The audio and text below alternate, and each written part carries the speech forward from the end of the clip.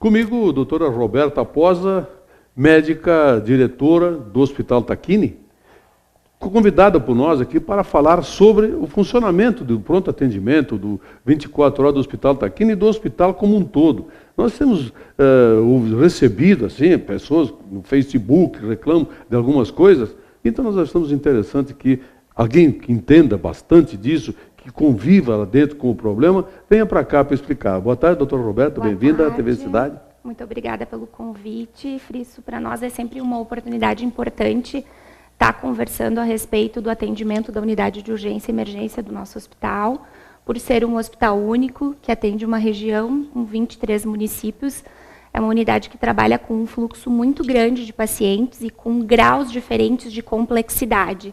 Então, para a gente sempre é uma oportunidade estar sensibilizando a população a respeito do funcionamento dessa unidade. Obrigada. Roberta, o pronto atendimento, o pronto-socorro, já o nome em si já diz, é para urgências e emergências. Então, eventualmente, quando tem algumas coisas que não são, como é que funciona exatamente isso?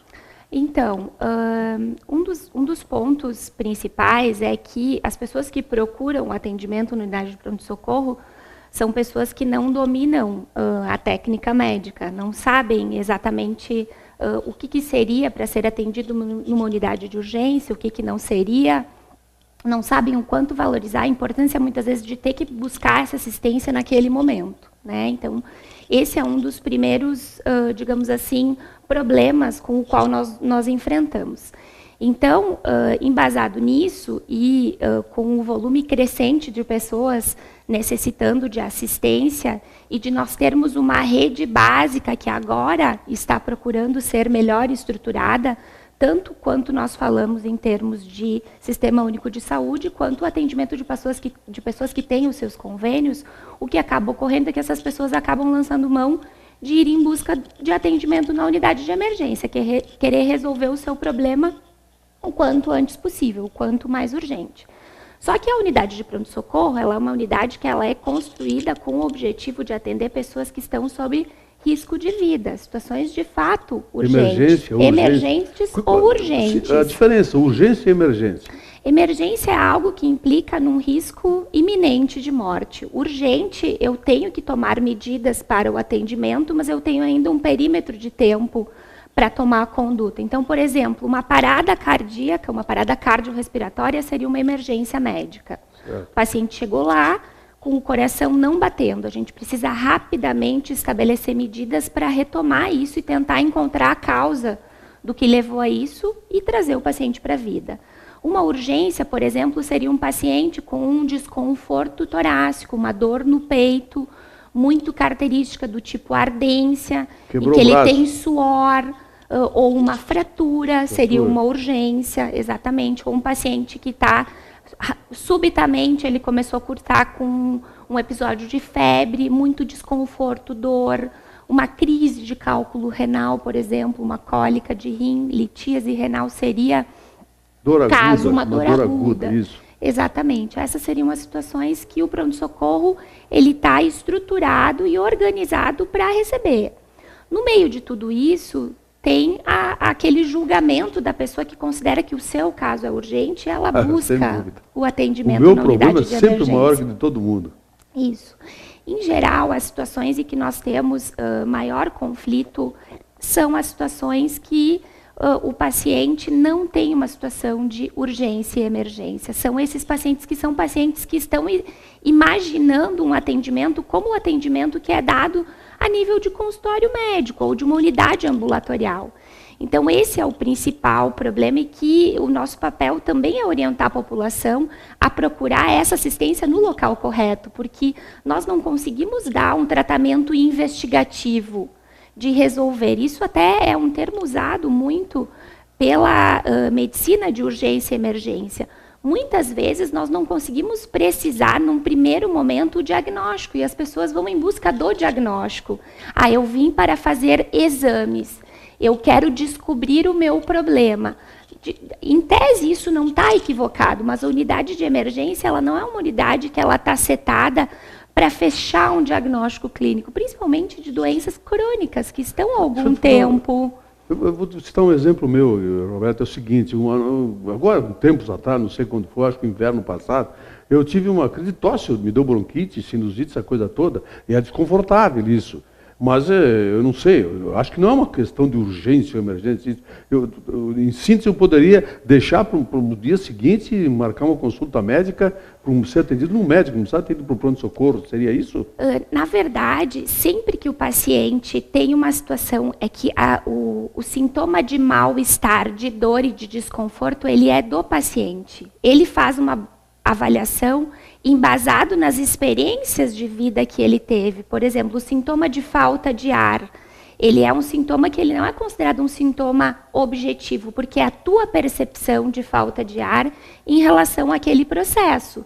Então, um aspecto que é importante, um paciente que sempre tem um quadro de sinusopatia, ele tem isso com frequência, ele já tem um médico de referência, ele já consulta com o seu especialista, ele sabe precisar se o sintoma dele está próximo dentro daquilo que era o usual ou se ele está pior. E aí, embasado nisso, é possível aguardar até o dia subsequente e procurar o seu médico para conduzir essa situação. Mas sempre que o paciente observar que é um sintoma diferente, que é uma dor muito aguda, que é uma falta de ar aguda, diferente do usual, ele deve procurar esse atendimento para que nós definamos. A expectativa que nós esperamos do paciente, depois desse primeiro atendimento, é que ele vá seguir em acompanhamento com um médico seu de referência. Porque no pronto-socorro nós mudamos a equipe de médicos a cada 6 a 8 horas. Então, muitas vezes eu preciso de ajustes de tratamento. Eu preciso dar uma sequência no processo investigativo daquela doença. Então, por isso é importante a gente ter o nosso médico de referência, né? Nesse sentido, para eu ter um atendimento continuado. Uhum. Em síntese, a gente só deveria, em tese, procurar o pronto-socorro quando realmente é um caso de emergência ou de urgência.